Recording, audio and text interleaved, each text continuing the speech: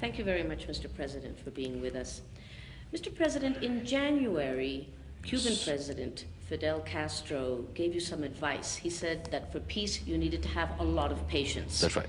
This week, you told the FARC leadership, the guerrilla leadership, that your patience had a limit, something that the FARC commander Raúl Reyes says it plays into the hands of those who are against the peace process.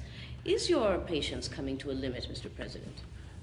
I think that the first thing that we have to have in mind is that we signed an agreement with Manuel Marulanda, the leader of the FARC, on the 2nd of May.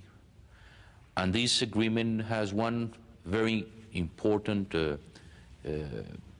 issue, that it's the creation or the establishment of a verification commission in the detention zone. And I think that what we're willing to do after the 7th of May, that the FARC and the government start and agree in starting the negotiation process, we need to establish this commission so that the negotiation process could go forward. And what we are saying is that we need gestures of peace of the FARC. And that's where the government, and that's what the country, and that's what the international community is asking to the FARC. And we hope that they will give these signs, these gestures of peace, so the people in Colombia and around the world will be confident of the peace process that we hope to start very soon in Colombia. But you were about to sit down at the negotiating table. The date was set for the 19th of July. That's right. You hadn't established an international verification commission yet. Why couldn't you sit down and discuss it then? No, because that was a pre-establishment. We said we need a verification commission so that we could start the negotiations. And the one that has postponed the negotiation is the government. It's not the guerrilla. It's the government. Because we think that for the peace process it's very important, for them or for us, for the insurgency and for the government, the establishment of this verification commission. But you are undoubtedly under a lot of pressure from powerful economic and military sectors of this country to forget this peace process, which doesn't seem to be going anywhere, and seek a military solution. No, I don't think so. The military are supporting the process. They are in favor of the peace process. The economic groups, the country is in favor of the peace process. 10 million Colombians votes in October of 1997 to promote and to establish a peace process in this country. And we have advanced a lot. In only 8 months, we start and we pass from starting the dialogue to the negotiation table. And I think that's very important. In the last 40 years of this country, we never arrived to a point in which we are right now, that it's starting negotiation with the FARC, and we hope to start negotiations with the ELN. 7 months have passed, but the real negotiations haven't started, and many of your allies, even some people in Washington, are saying that you have been too weak. And indeed, Mr. President, there is an impression that you are becoming isolated. By the contrary, yesterday even President Clinton gave full support to the Colombian government. He gave full support to the President of Colombia. Even President Clinton was very clear. It's impossible to achieve peace through a military process, through a military intervention. What you're doing with the President is working in favor of a political solution, and that's what we're doing in Colombia. And that's the support we have. 21 countries of the Ibero-American Summit support the Colombian process. In the last summit of the Rio, between the Europeans and Latin America and the Caribbean, they support the peace process that we are working on in Colombia. So we have the full support of the international community, and that's what we are asking the guerrillas. Why don't you do some gestures of peace so that that international community that is willing to support Colombia also economically, financially, will give us the real confidence. They will have real confidence in this process, because that's what we're working forward, to achieve that peace process in my country. So you're leaving it all in the hands of the guerrillas. How do you propose to bring this impasse? No. We are working together. We sign an agreement in which we'll create a verification commission that we will agree both the insurgency and the government in the names of the people that are going to work in this verification commission. And even today, the High Commissioner for Peace is in the area, in the detention area, talking to the leaders of the FARC so that we could agree in the names before sitting in the table of negotiations. But isn't there also a problem of what the Verification Commission will do? You No. have one... It's very clear, Lucia. Not to the FARC. No, that's why we're asking them, look, the 9th of July of 1998, in the dialogue we had with Marulanda, we said, we will establish a detention zone. There will be 5 municipalities. I established the detention zone. There are 5 municipalities in the detention zone. No guerrilla should be in the municipalities. They should be out of the municipalities. There are some of them in some of the municipalities. You should respect the Constitution and the law of Colombia, because here, in this point is very important, even that we have a detention zone is because the law allows the president to establish this detention zone so that we could start this process of dialogue and negotiations with the guerrilla. And we respect the mayors that were elected by popular vote, and we respect the police. We create a special police for this area. So those are the rules. And that's why we agree on create a verification commission so that they will verify what is happening inside the detention zone. And in your view, the guerrillas have violated that agreement? I think there have been mistakes in both sides, and I said that to Marulanda. It's impossible that once when a priest says something in church, you will try to throw out the priests of the area. Or at the same time, I have informs that maybe you are recruiting children for the guerrilla. I think that you have to be aware that this detention zone is something that is very Colombian for a peace process. No process in the world looking forward for a peace process has done something similar. And I think that has been very useful. At the end, we're starting, and we hope to start negotiations very soon.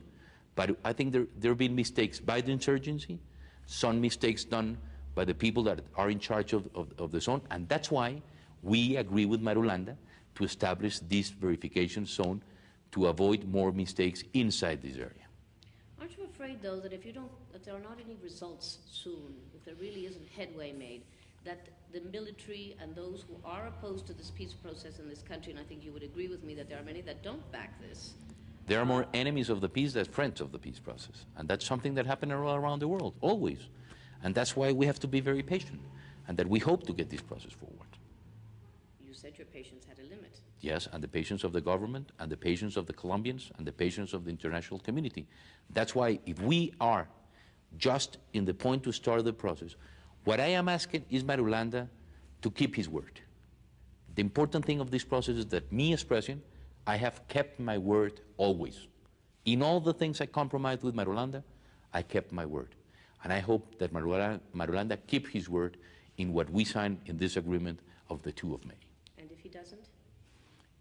Then at the end, that's not the will of, that they will show a will to do peace in this country. And that's why this process has been going forward, because I'm confident in the word of Marulanda, and Marulanda is confident in the word of the president. This week, President Bill Clinton said that as a matter of U.S. national security, the United States would do everything it could to help Colombia find peace. To what extent are you willing to ask for military help to do this from the United States? Yeah, but President Clinton never said the word national security for the United States. No, he said that peace was a national security matter for the United States because of the drug. No. He said, in the letter he sent me yesterday, he said that he was willing to do everything in the hands of the United States to help Colombia to go out of this civil and violent war that we have been having in our country for the last 40 years. We are asking military support for my army, for the modernization of my army, and that's why last week the Minister of Defense, the Chief Commander of the Armed Forces went to Washington to ask support in 2 things: modernization of my armed forces, and secondly, what I proposed when I arrived to government was the creation of a special battalion that will work hand with the police in eradicating and fighting drugs in these far areas of Colombia. According to Commander Raul Reyes, there are so far, up until now, some 300 U.S. military advisors working with your army in the counterinsurgency effort. Is that true? I don't have the number, but they're giving support to us, even to this special battalion to fight drugs. We have advisors, American advisors in our country, working hand by hand with the government. Why? Because this is not a problem of Colombia. The problem of drugs is the problem of the international community, and we're asking help to the world, to the United States, to the European Union, to the Asians, everybody, because this is a problem that we all together, we should fight to eradicate drugs, not only of Colombia, but from the whole world. It's no secret that the insurgency movement in Colombia has escalated over the last few years. And there are people, and you read the editorials, who predict that this will very soon become a scenario very similar to the one that we saw in El Salvador in the 80s, with U.S. military advisors, with a war that is going into the cities. Do you see that happening? No, I don't think so. Really, I think that that's a stereotype of war that they want to create in Colombia. We've been fighting in this war for 40 years. It's a completely different scenario. Salvador, Guatemala, it's completely different. Even Mexico, everybody tries to put the Colombian process similar to other processes. I think it's completely different. And in my case, and when I've said it permanently and continuously, in these 4 years that I'm going to be president of this country, there is not going to be any military intervention from the United States or from any other country in my country. At the last OAS summit, however, there was a proposal by the United States to create a regional, multinational force to handle conflicts such as the one in your country. Yes. Would you be willing to have such a multinational force? No, definitely. In my government, there's not going to be any military intervention in my country. Having U.S. military advisors is not intervention? No, I think that's something that it's something that we're working together. I think that this is something, in the case of the anti-narcotics battalion that we're working, we, at the end, not only Colombia, all Latin America, we have agreements with the United States in different things. Sometimes Americans come to Colombia, Colombians go to the United States to train, or to the International Academy in Washington, and I think that's something that we are having, and we had in our country for many years. Why do you think that there is this sensation then in some parts of, amongst many people in Colombia whom I've spoken to, and also abroad, that things are just getting out of control here? The insurgency, the drug trafficking, the violence, the economy. No, I don't think so. Even if you could see, I think also, for example, what happened in the economy. I think the economy, even the problems that we have, not only the world crisis, but the crisis in Latin America. What happened in Colombia is that we are having this crisis that we inherited from the last government, and we are working forward. We got resources. Last year, even after my state visits to Washington, we guaranteed the resources for Colombia for the year 99 and the year 2000. Now we are working hand by hand with the IMF to get some resources to guarantee and look forward for the stability of the change in Colombia, avoid devaluation in my country. And I hope that, and that's where we're working forward, that through the IMF, World Bank, and IDB, we will have $5 billion in the next year that will guarantee the stability of Colombia. So I think that in Colombia, regarding the economy, we are in the right track. The other day, even the president of the World Bank and the director general of IMF sent a message to the Colombian, to the private sector, telling them, look, Colombia is in the right track, and we are giving full support to the Colombian government. So I think in the economy, even that we are down in the crisis, I think that curves show some reactivation signs that are going to be very important. The number one problem is unemployment, and we're putting all the efforts of the government to create and to revitalize and reactivate employment in the country. Regarding the guerrilla, I think that what happened, if you see the figures, after my first year of government, I think that after we start the dialogue with the guerrilla leaders, the figures have come down. So I think that's something that is very important. And at the end, we hope to start very soon this negotiation process with the FARC and with the ELN. So I think that Colombia is in the right way, in the right track. We know that we have problems, but we hope successfully to finish them at the end of my 4-year term. Mr. President, we've never seen such an escalation of fighting between the army and the guerrillas as we have seen in the last year. The number of kidnapped people has increased. So things, at least apparently, seem to be getting a lot worse before they're getting better. Oh, no, Lucia. If you go backwards and remember what happened in this country in the last 4 years, in the last 8 years, the terrorist attacks of the guerrilla were even worse than what we were having. Even I think there are some figures. After we re-train, reorganize our army, there have not been any kidnappings of soldiers and policemen. There have been fightings, yes, but we've been fighting for the last 40 years. But if you could see the figures, that's not the real thing.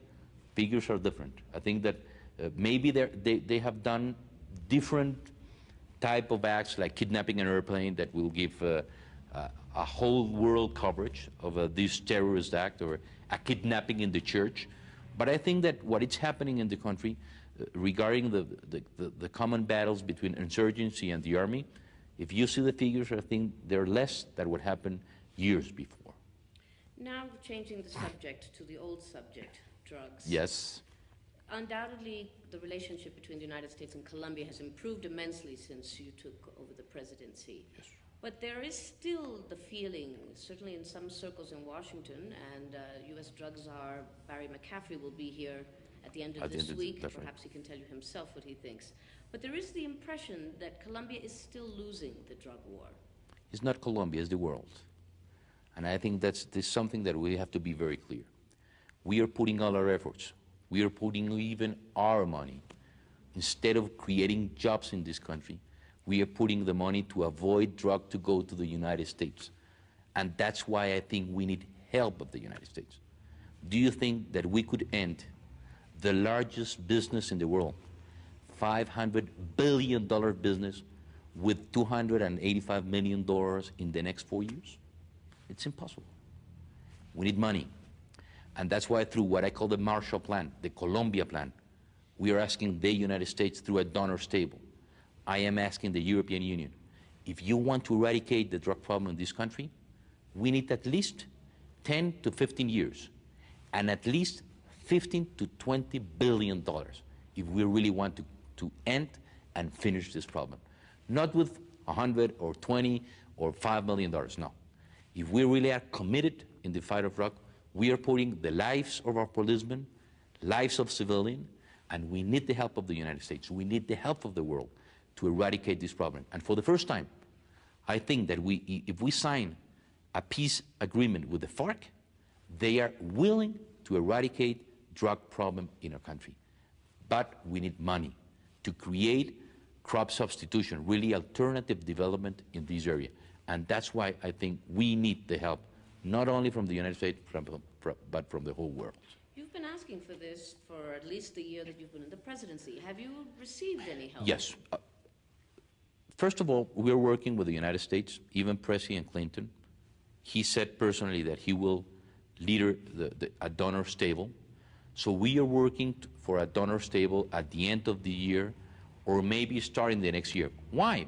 Because also there are other problems that stop this project. First of all, the Mitch problem in Central America.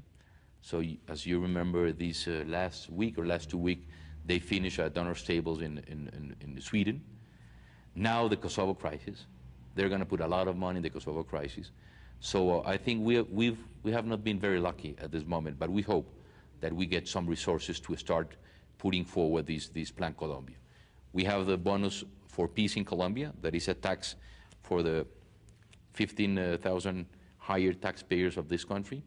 We hope to get like $3 billion for that project, but we need more and more money if we want really to eradicate drugs in our country.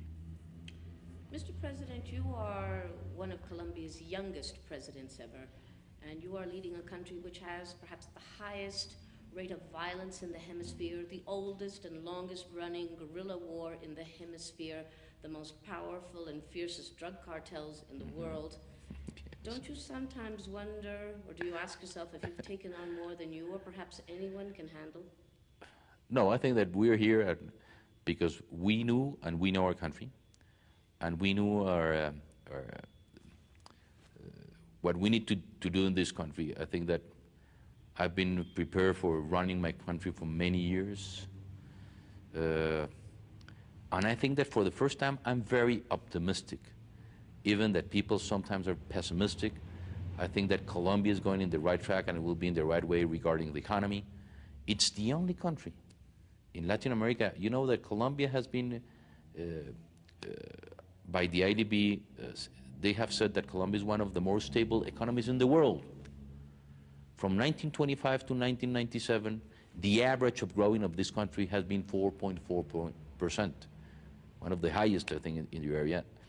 And I think that regarding our economy, we're in the right way.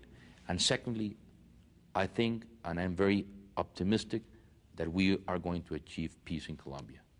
And that's why I think we need to work very hard in these two scenarios, in the economy and in the peace process that will go hand by hand. Thank you.